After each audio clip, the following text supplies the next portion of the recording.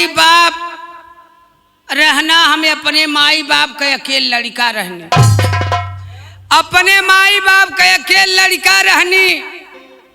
आज सबकर हमारे गांव में शादी बियाह हो गए, आज सबके पास मेहरारू आ गई। हमार माई बाप कहना कि ऐसन हमरे लड़कवा का ना शादी हुई का, ऐसन बढ़ी बढ़ी ना का। अरे भैया हम कल्ले कल्ले कल्ले कल्ले बढ़ गई। हमार माई बाप हमार नाव रख देना दूसर, कुछ गांव वाले नाव हमारे ऐसा रख देना, हमार नाव रख देना का, हमार नाव रखना गरिया, हमार नाव रख देना गरिया।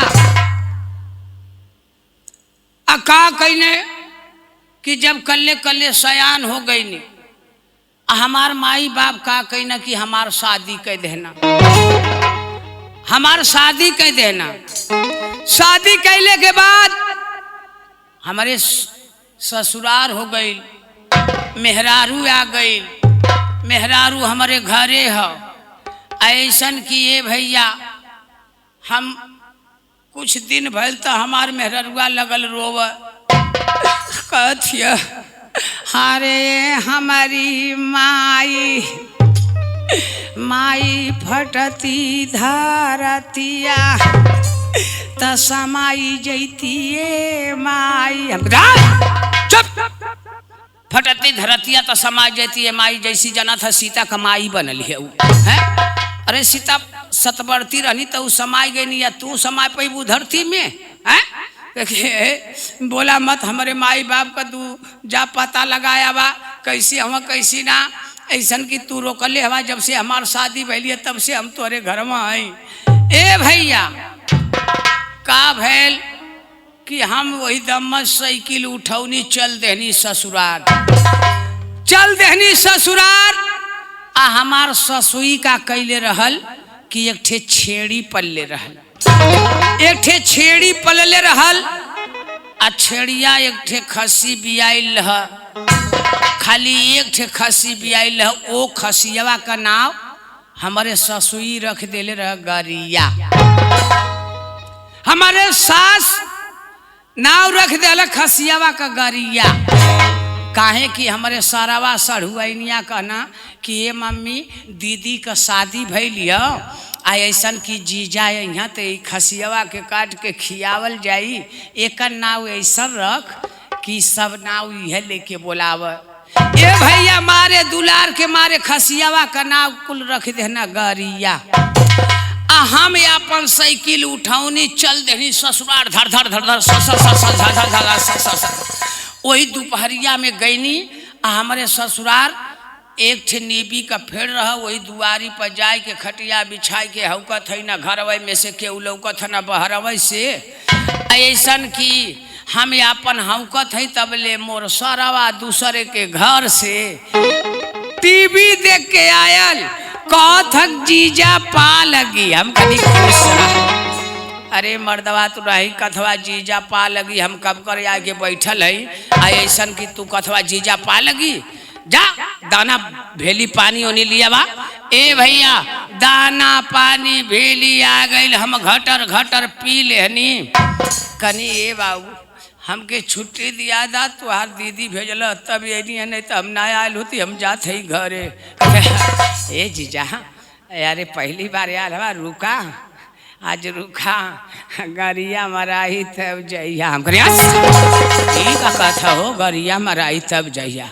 मुखे पता ना रहे कि खसियावा का नाव रखले हम गरिया। हाँ मैं कहूँ हे बाबू एक काम करा कि हमार साइकिल घरे पहुँचा दिया, हम जाते हैं पैदल घरे है ना। पहली बार ससुराल आयल है या कथवा मदवा ए जीजा रुका गरिया मराई तब जइया। ए भैया तबले मोर सड़ुआनिया पढ़ के आ गई, कहती जीजा गोड़ धरत है। हम कहीं खुश रहा बहनी का बात है? अरे काहे ये घमवा में आवत है वो? कहे जीजा हमान का पेपर चलत है ना।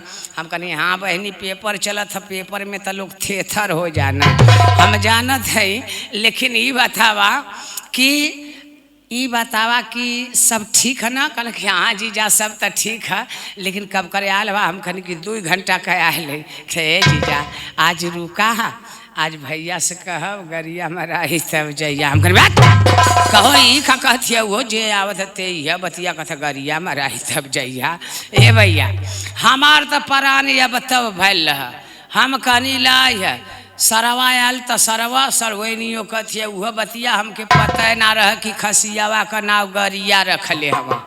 ए भैया हमारे सरवा कहत हवा कि ये जीजा चला ऐसन है कि हमारे बाबूजी से मिल ला तू ऐसन की चल जाइया घरे हम गरीब मत बात रहा हम ना जाए हमारे शक्ति चलती ना है एक तो घाम लग गल है तू लोग जे आवत हवा कथवा गरिया मराई तब जे। हे भैया हम गईनी ससुरा पान लगावत रहा वो जे चट्टी पर गईनी कली दादा पा लगे कर खुश रहा कखी कहा हो बाओ पौना कहाँ से आवत हवा हम करी दादा घर से आवत है हमके यही चट्टी पे से छुट्टी दे दा हम घरे चल जाए। अरे मतलब का हाली है वह है हाई कुल दुकान तुहार है पान खा जिलेबी खा इमरती खा पुकार खा सिगरेट पिया का बात है हम करी ना हमके यही जैसे छुट्टी दे दा हम चल जाए कह बा मत बात नहीं। ए बाबू अपने लड़कवा के कथमा ए बाबू वहाँ पुकार खाए गए अरे हाई पहुना आयल हमा घरे ले चल इनके ठीक से अपने हो जाइए अपने चाचा के लड़कवा के बुला लिए दोनों ठोरा मिल के गरिया मार दिया हमारे और हालत खराब हम और एकदम से चल ना पावत है। हाँ एकदम हमारे शक्ति है या ना है हम कहनी एक काम करा हमारा सरवा कहता कि चला जी जाए अब घरे हम करी हटा मरदात ना हम जात है घरे मरदात नहीं हाँ तुहार लोग जे आवत थे ये बतिया तुहार बापो कह देना अरे मर्दवा अब हमारे कहाँ इज्जतिया बचलिए था। हाँ हमके जाए था घरे यही में कहता नहीं चला माई से मिलवाई हम करी ना जाए नहीं तो हम बची ना पाई कहता अरे चला।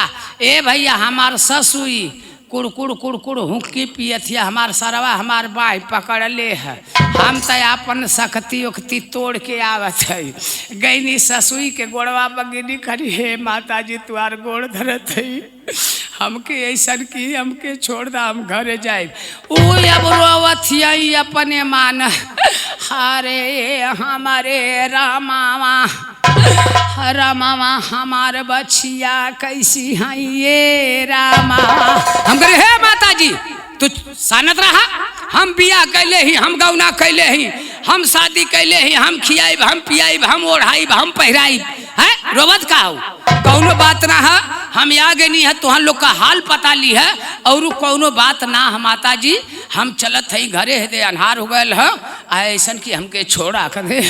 हे बाबू काहे के उतायल हवा हमार तो तू दामाद हवा पहला दामाद हवा बढ़िया रुका आज हम करी नहीं माता जी हम रुकब ना सबका सुन लेनी हम ना रुकब कह अरे रुका अपने लड़कवा के हमार ससुई का कहती कि बाबू अरे हाई पहुना पहली बार आयल हमारे इनके एक काम कर कि ले चल बरदौलिया में खटिया बिछाई दे इस सुता आ तुहा दू तीन ठोरा मिल के गरिया मार